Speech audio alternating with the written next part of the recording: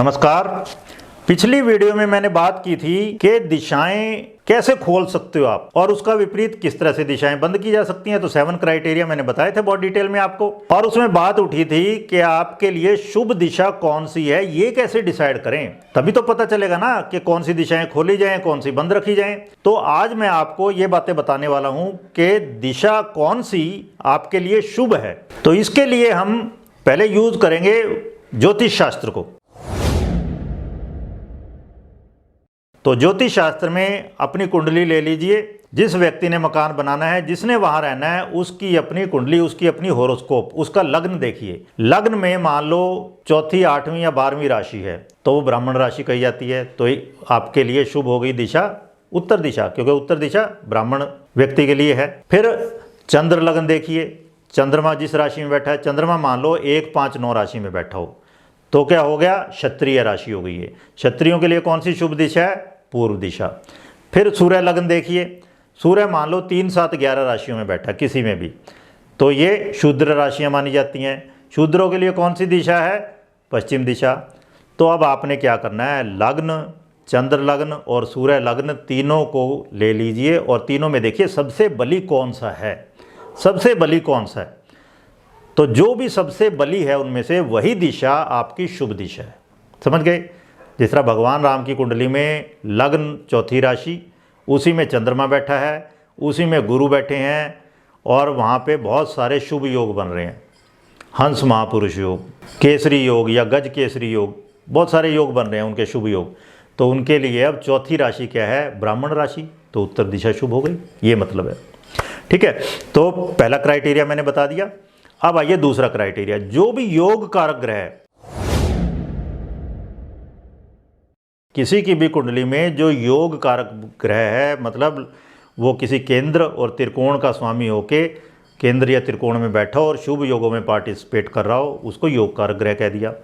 फिर सबसे शुभ ग्रह की दिशा, मान लो किसी की कुंडली में बुध केंद्रों में बैठा है अपनी ही राशि में, तो हम क्या कहेंगे कि जी इसका भद्र महापुरुष योग बन गया। और सूर्य के साथ बैठा है, बुधादित्य योग भी बन गया। उसके 2-12 में मान लो गुरु और शुक्र बैठे हो तो शुभ कर्तरी भी बन गया। तो ऐसे व्यक्ति के लिए बुध बहुत ही शुभ हो गया।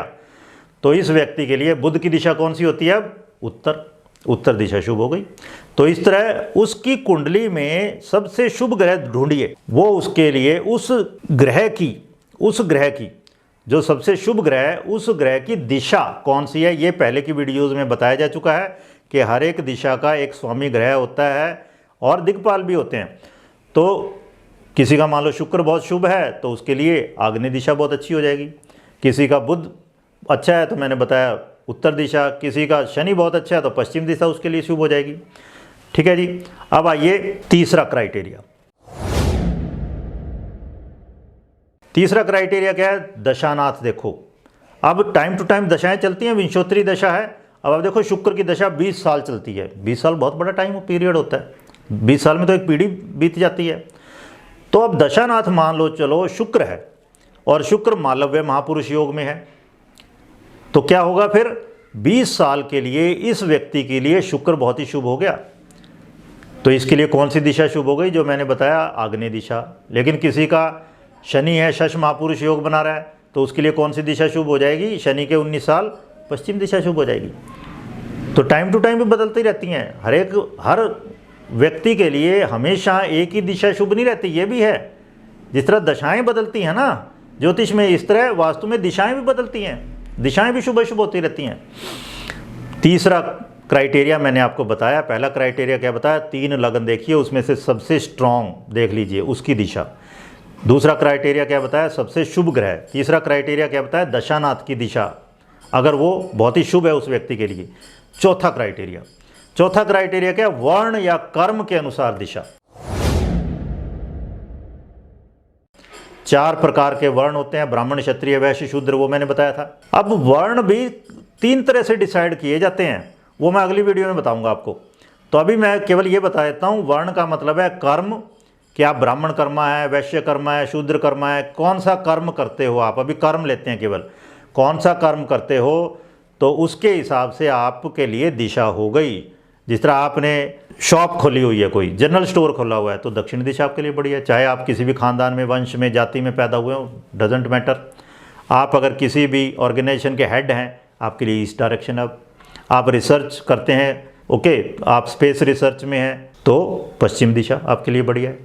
इस तरह से केवल वर्ण या कर्म, आपकी एक्टिविटी वाइज भी दिशा निर्धारित होगी। फिर आइए 5वां,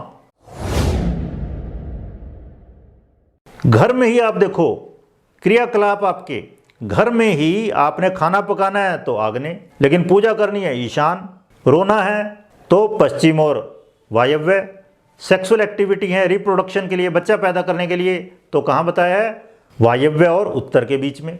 स्टोर रूम है, आग्नेय अस्त्र रखने हैं, अपने हथियार रखने हैं, तो नैऋत्य।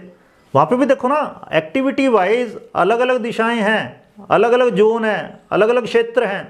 और इवन आप आयुर्वेद की भी हेल्प ले सकते हो। आयुर्वेद भी बहुत ज़्यादा कनेक्टेड है वास्तु से, हमने पूरा कोर्स किया था इस पर।